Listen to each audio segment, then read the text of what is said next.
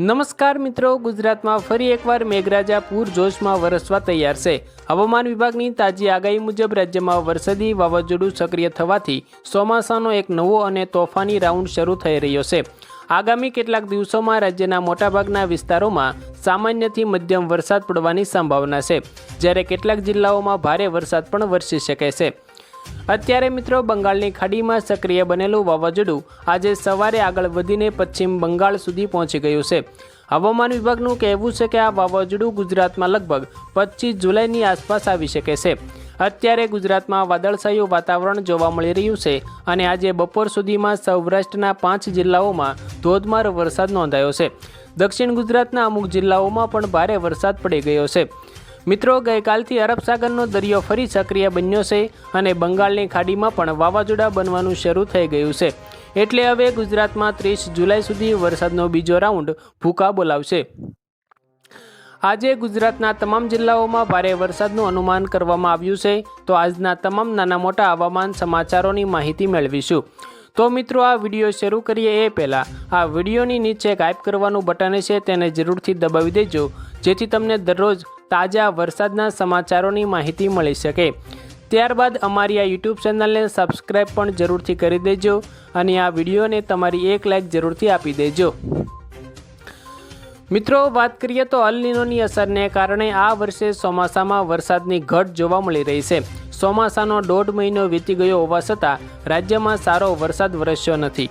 અનેક જિલ્લાઓમાં હજુ પણ વાવણી થઈ નથી। આ બધા વચ્ચે રાહતના સમાચાર એ છે કે ફરી મોન્સૂન એક્ટિવિટી સક્રિય થતાં હવામાન વિભાગે આગામી 5 દિવસ રાજ્યમાં સાર્વત્રિક હળવા વરસાદની આગાહી કરી છે।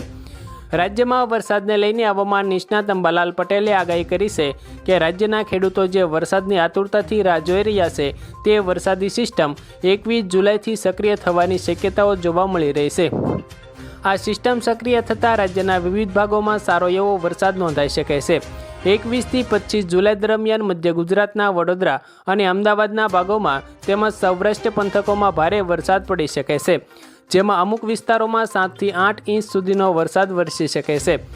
મિત્રો, વાતાવરણને જોતા એવું લાગે છે કે હવે પવન થોડો વધારે ફૂંકાશે, કારણ કે આ વર્ષે અલ નીનોની અસર જોવા મળવાની છે અને અત્યારે ધીમે ધીમે તેની અસર શરૂ થઈ ગઈ છે। અલ નીનોની અસરને કારણે વરસાદ પણ નબળો પડી ગયો છે। હવે આવનારા દિવસોમાં વરસાદની ઘટ પણ જોવા મળી શકે છે, જેનું સૌથી મોટું નુકસાન ખેડૂતોને થવાનું છે। આ વર્ષે 50% ખેતીના પાકો બગડે તેવી શક્યતાઓ છે, એટલે ગુજરાતના તમામ ખેડૂતોને સાવધાની રાખવી ખૂબ જરૂરી છે। જો આવનારા દિવસોમાં હજુ પણ વરસાદ આવવામાં વાર લાગશે તો ખેતરોમાં ફુવારા પદ્ધતિનો અમલ કરવો જરૂરી બનશે।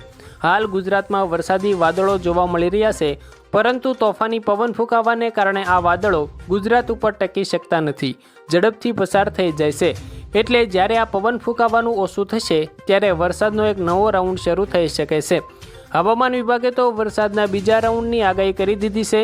તેઓએ જણાવ્યું છે કે 15 જુલાઈથી 30 જુલાઈ સુધી ભારે વરસાદ પડી શકે છે અને વરસાદનો આ બીજો રાઉન્ડ ઘાતક હોઈ શકે છે, કારણ કે અત્યારે બંગાળની ખાડીમાંથી મોટું વાવાઝોડું ગુજરાત નજીક આવી રહ્યું છે। તેની અસરને કારણે ગુજરાતમાં ધોધમાર વરસાદ અને તોફાની વંટોળો આવી શકે છે। મિત્રો, ત્યાર પછીના સમાચાર જોઈએ તો રાજ્યમાં 25% વરસાદ પડી ગયો છે, જેમાં કચ્છ રિજનમાં સૌથી ઓછો માત્ર 3%, ઉત્તર ગુજરાતમાં 14%, મધ્ય ગુજરાતમાં 18%, સૌરાષ્ટ્રમાં 28% અને દક્ષિણ ગુજરાતમાં સૌથી વધુ 35% વરસાદ નોંધાયો છે। આજે સવારથી રાજ્યના 14 તાલુકાઓમાં વરસાદ વરસી રહ્યો છે। રાજ્યભરમાં વાદળછાયું વાતાવરણ છવાયેલું છે। 4 સિસ્ટમો સક્રિય હોવાને કારણે રાજ્યમાં આગામી 1 અઠવાડિયા સુધી ધોધમાર વરસાદ જોવા મળી શકે છે। ત્યાર પછી મિત્રો, વાત કરીએ તો રાજ્યના 118 તાલુકાઓમાં વરસાદ પડ્યો છે। સૌથી વધારે વરસાદ રાજકોટ જિલ્લાના પડધરીમાં 2.5 ઇંચ વરસાદ નોંધાયો છે। આ ઉપરાંત સૌરાષ્ટ્ર કચ્છના અન્ય 43 તાલુકાઓમાં વરસાદ વરસ્યો છે, જેમાં રાજપરામાં 43 મિલીમીટર, વલભીપુરમાં 33, ટંકારામાં 30, બરવાળામાં 23, ચોટીલામાં 18, દસાડામાં 17, ઉમરાળામાં 17, ભચાઉમાં 16, બોટાદમાં 16, લીલિયામાં 16, પાલીતાણામાં 16 મિલીમીટર, લાઠીમાં 16, મોરબીમાં 12, રાજકોટમાં 12, થાનગઢમાં 11, વઢવાણમાં 10, અમરેલીમાં 10 અને ગઢડામાં 10 મિલીમીટર વરસાદ નોંધાયો છે। મિત્રો, ત્યાર પછી આગળના સમાચાર અંગે જો વાત કરીએ તો હવામાન વિભાગના કહેવા પ્રમાણે બંગાળની ખાડીમાં બનેલો લો પ્રેશર એરિયા થોડો આગળ વધીને પશ્ચિમ બંગાળ, ઝારખંડ અને ઉત્તર ઓડિશા તરફ આવી ગયો છે અને હજી થોડો આગળ વધશે તેવી શક્યતાઓ છે. આ ઉપરાંત ગુજરાત ઉપર અરબી સમુદ્રમાંથી ભેજવાળા પવનો આવી રહ્યા છે, જે આગામી દિવસોમાં વરસાદ લાવવામાં મદદરૂપ થાય તેવી શક્યતાઓ છે. ગુજરાતમાં સામાન્ય રીતે જુલાઈ અને ઓગસ્ટ મહિનામાં વધારે વરસાદ પડતો હોય છે, પરંતુ આ વખતે રાજ્યના અડધા વિસ્તારોમાં ભારે વરસાદ પડ્યો હતો, તો અડધા ગુજરાતમાં વરસાદની ભારે કમી જોવા મળી રહી છે.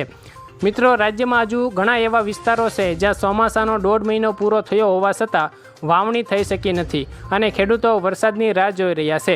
જો કે હવે ફરીથી ચોમાસું ધીરે ધીરે સક્રિય થઈ રહ્યું છે અને રાજ્યના કેટલાક વિસ્તારોમાં ફરીથી વરસાદ શરૂ થયો છે. કેટલાક વિસ્તારોમાં વાદળો દેખાઈ રહ્યા છે અને એની સાથે હજુ ગરમી પણ જોવા મળી રહી છે. હવામાન વિભાગે આગાહી કરી છે કે તે પ્રમાણે ગુજરાતમાં હજી વરસાદનું પ્રમાણ વધવાની શક્યતાઓ છે અને લગભગ જુલાઈ મહિનો પૂરો થાય ત્યાં સુધી વરસાદ પડે તેવી શક્યતાઓ છે. હાલની પરિસ્થિતિ પ્રમાણે આગામી 5 દિવસ સુધી રાજ્યના તમામ જિલ્લાઓમાં હળવાથી મધ્યમ અને છૂટાછવાયા વરસાદની આગાહી કરવામાં આવી છે. એનો અર્થ એ થયો કે સાર્વત્રિક વરસાદની શક્યતાઓ ઓછી છે અને ભારે વરસાદની શક્યતા પણ નથી. કેટલાક વિસ્તારોમાં વરસાદ પડશે અને કેટલાક વિસ્તારોમાં વાદળો દેખાશે. હવામાન પલટાશે પરંતુ વરસાદ ના પડે તેવી પણ શક્યતાઓ છે.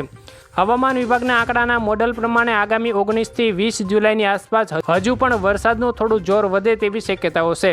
ખાસ કરીને દક્ષિણ ગુજરાતના જિલ્લાઓ, પૂર્વ ગુજરાતના જિલ્લાઓ અને સૌરાષ્ટ્રના દક્ષિણ તરફના જિલ્લાઓમાં વરસાદ વધે તેવી સંભાવનાઓ છે.